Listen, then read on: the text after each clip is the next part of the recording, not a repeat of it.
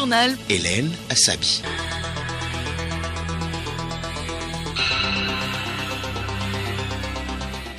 Bonjour à tous et merci de nous rejoindre pour le grand journal de la mi-journée. Au sommaire, protection sociale au Togo, le projet de loi relatif à l'alimentation est en cours d'adoption à l'Assemblée nationale. Il s'agit d'accroître la couverture et l'impact de l'alimentation scolaire sur le bien-être, l'éducation et la santé des enfants. Lutte anti-Covid au Togo, les centrales syndicales jouent leur partition à travers une campagne de sensibilisation. Elles ont remis des banderoles et des autocollants à des établissements scolaires ce matin à Lomé. La célébration ce 23 juin de la Journée internationale des veuves, une occasion d'attirer l'attention des acteurs afin d'agir et de faire en sorte que les droits et la situation des veuves soient reconnus. Aux États-Unis, Donald Trump vient de signer un décret prolongeant la suspension des visas jusqu'à la fin de l'année. Cette suspension qui touche désormais les programmes d'échange et les métiers spécialisés est très critiquée par des patrons d'entreprises. Et du sport olympisme, journée mondiale de l'olympisme ce 23 juin, le président du comité national olympique du Togo rappelle les valeurs cardinales de la discipline.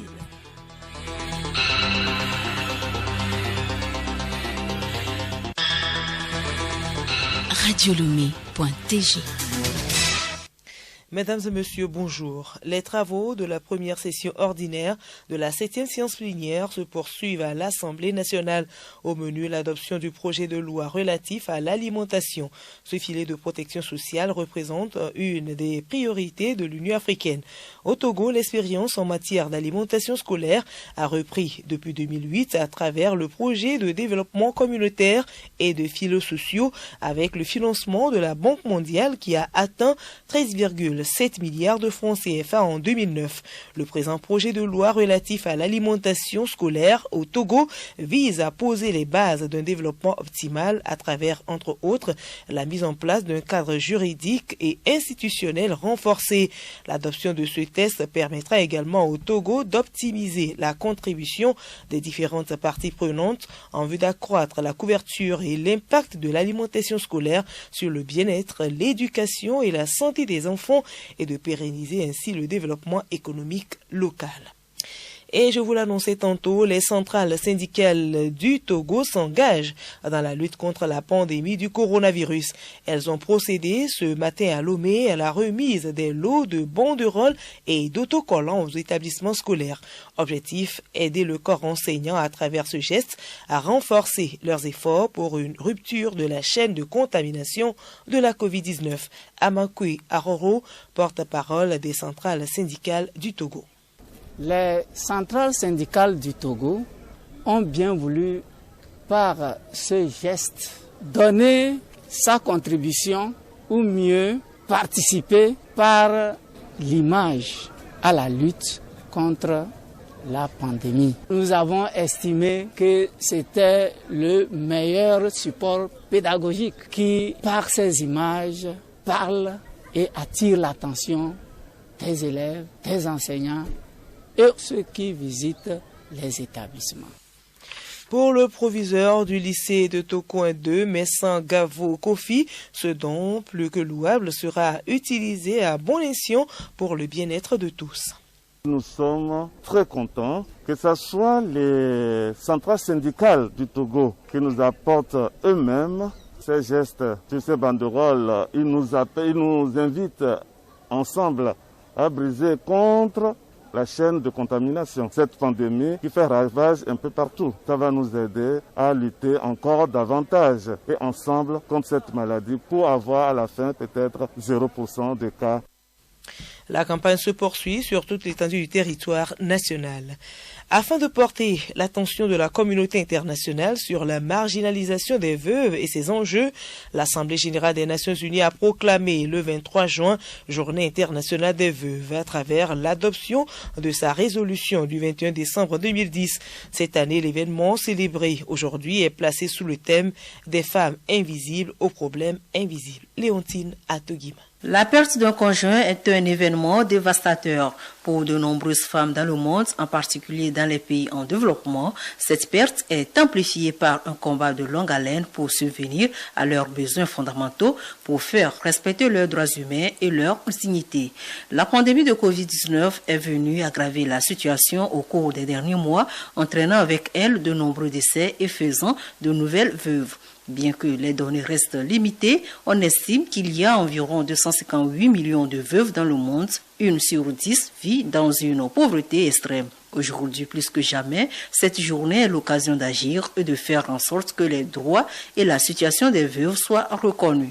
Il s'agit notamment de leur fournir des informations sur l'accès à une part équitable de leur patrimoine, de leurs terres et de leurs ressources productives, une pension et une protection sociale qui ne sont pas basées uniquement sur l'état matrimonial, un travail décent et un salaire égal, ainsi que des possibilités d'éducation et de formation. Donner aux veuves les moyens de subvenir à leurs propres besoins et à ceux de leur famille permet de lutter contre la stigmatisation sociale qui provoque l'exclusion et des pratiques discriminatoires ou préjudiciables. Il arrive que la discrimination de la part même des spécialistes des questions judiciaires décourage les veuves qui abandonnent le recours à la justice pour obtenir réparation.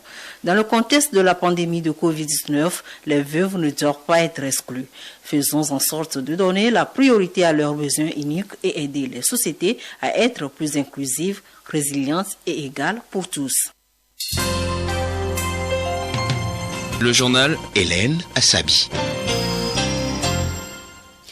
Coronavirus, l'Afrique du Sud a franchi le cap des 100 000 cas avec un nombre de morts qui avoisine désormais les 2000, ont annoncé hier les autorités sanitaires. Le pays représente plus de la moitié des infections au coronavirus recensées en Afrique subsaharienne. Malgré ce bilan sévère, le taux de mortalité dû au virus en Afrique du Sud s'établit à 2% et 52,6% des personnes infectées ont guéri de la Covid-19. Le Malawi reprend ce mardi le chemin des urnes pour une répétition de l'élection présidentielle, quelques mois seulement après l'annulation des résultats par la justice pour cause de fraude. Les deux principaux candidats, le président sortant Peter Mutharika et son rival Lazarus Chakwera, vont donc s'affronter de nouveau. Au Mali, les institutions, notamment la présidence et la Cour constitutionnelle, sont sous la pression de la société civile réunie au sein du Conseil national de la société civile du Mali et de l'opposition du M5. Les deux mouvements se sont réunis chacun de leur côté hier à Bamako. Ils continuent de refuser tout dialogue et réclament toujours la démission du chef de l'État, Ibrahim Boubacar Keïta. Lors d'une conférence de presse hier, les leaders du mouvement n'ont pas exclu de prochaines mobilisation. Aux États-Unis, Donald Trump vient de signer un décret prolongeant la suspension des visas jusqu'à la fin de l'année. Cette suspension qui touche désormais les programmes d'échange et les métiers spécialisés est très critiquée par des patrons d'entreprises, notamment dans la Silicon Valley. Édouard Sono. Tout à fait. Cette mesure de Donald Trump ne fait pas l'unanimité, surtout au sein des grandes entreprises. Il y a 2 semaines, un groupe mené par Google, Microsoft et d'autres entreprises avait écrit au président lui demandant de ne pas bloquer ses visas, expliquant que ces travailleurs étrangers jouaient un grand rôle dans l'économie du pays. En effet, la mesure prise en plein cœur de l'épidémie de coronavirus était censée durer 60 jours. Officiellement, il s'agissait de protéger l'emploi aux États-Unis face à la crise sanitaire et aussi éviter l'arrivée de travailleurs potentiellement porteurs du virus. Face à l'augmentation historique des chiffres du chômage dans le pays, Donald Trump a donc décidé non seulement de prolonger le gel des cartes vertes, mais aussi d'inclure d'autres types de visas et ce jusqu'au 31 décembre prochain. Sont désormais concernés par exemple les visas de programmes d'échange d'étudiants-chercheurs, les visas pour les époux accompagnateurs ou encore les fameux visas très utilisés dans les secteurs de nouvelles technologies. En revanche, pas de suspension pour les visas du personnel médical ou des travailleurs agricoles. La mesure devrait concerner entre 200 000 et 500 000 personnes qui souhaitaient venir aux États-Unis.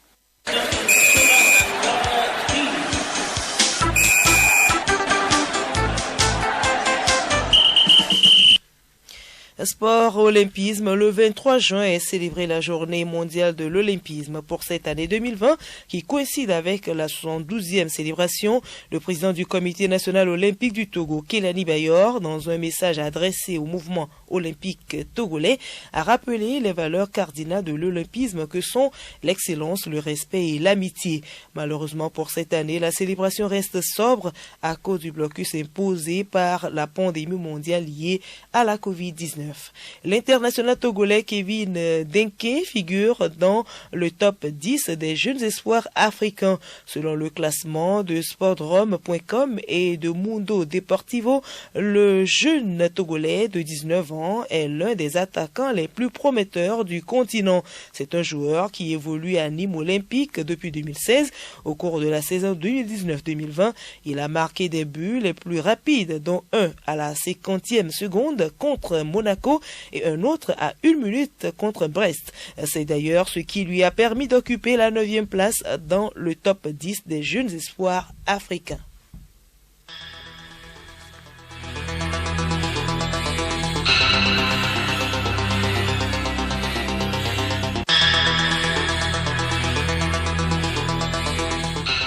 Voilà, nous sommes ainsi arrivés à la fin de ce journal, mais avant de nous quitter, voici le rappel des titres.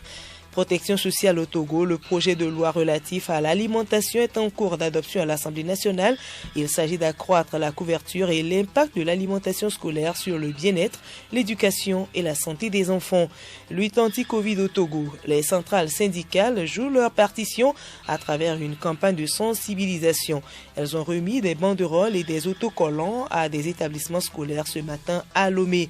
Et puis célébration ce 23 juin de la Journée internationale des veuves, une occasion d'attirer l'attention des acteurs afin d'agir et de faire en sorte que les droits et la situation des veuves soient reconnus. Sensibilisation coronavirus. À présent, notre alimentation joue un rôle important sur notre santé. Si nous mangeons sain et équilibré, nous contribuons à fournir à l'organisme des éléments pour son autodéfense. Sensibilisation coronavirus, plus de responsabilité dans la consommation quotidienne pour une meilleure santé. C'est avec Juliette Kamdé.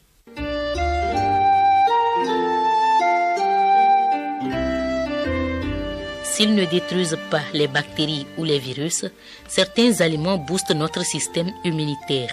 Il s'agit en réalité d'oligo-éléments ou de certaines vitamines contenues dans des aliments. Quels sont ces nutriments et dans quels aliments de chez nous les rencontre-t-on?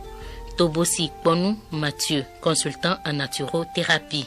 Dans les luttes antimicrobiennes, notamment celles antivirales et bien d'autres problèmes de santé, le renforcement de l'immunité revient toujours à tout moment à travers des ingrédients nutritionnels, c'est-à-dire des aliments dans lesquels on retrouve certaines propriétés diététiques.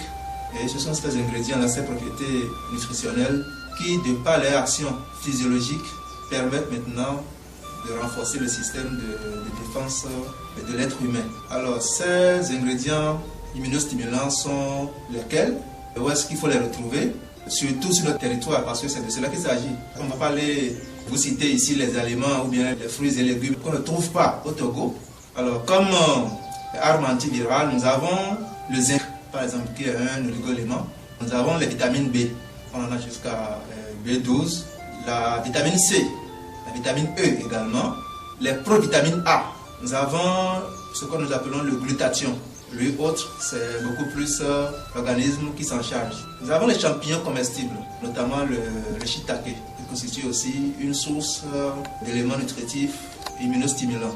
Et puis, les épices, ça fait partie des raisons que moi je donne lorsque les gens s'étonnent aujourd'hui que les Africains ne se retrouvent pas dans le lot des grands décès qu'on constate par rapport au Covid-19. L'alimentation africaine même, de base, constitue déjà une fondation sur laquelle notre organisme se base pour pouvoir réussir naturellement certaines luttes antimicrobiennes. Et enfin, nous avons l'eau que nous pouvons utiliser pour pouvoir mieux nous maintenir et réussir à faire les luttes antimicrobiennes. Revenant au zinc, qui est l'un des antiviraux les plus en vue, qui participe à la défense naturelle de l'organisme. il est impliqué dans plus de 300 enzymes qui constituent des éléments principaux dans la production des anticorps. Or, qui dit immunité parle d'anticorps, des systèmes de défense.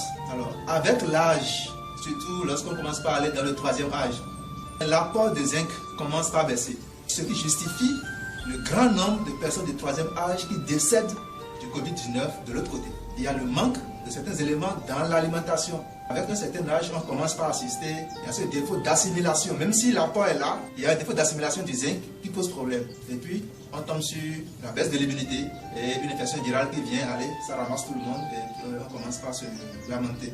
Alors, où est-ce qu'on trouve ça? Où est-ce qu'on trouve le zinc? On trouve le zinc dans les graines de courge. Les graines de courge ou de pistache, c'est ça qu'on appelle goussi chez nous, le goussi. Nous en consommons beaucoup en Afrique, et principalement au Togo, on en consomme beaucoup, le goussi. Beaucoup l'appellent le sésame, mais ce n'est pas ça le sésame. Mais c'est le goussi ou les graines de courge qu'on consomme lorsqu'on veut avoir au moins 7,64 mg pour 100 mg de goussi ou bien de graines de courge.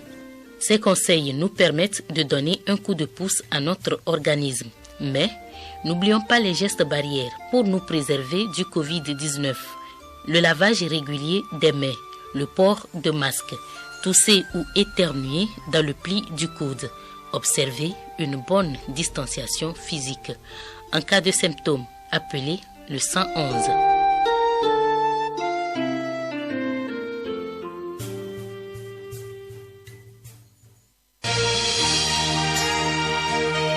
Radio Lomé, boîte postale 434, email radiolomé@radiolomé.tg. radiolomé.tg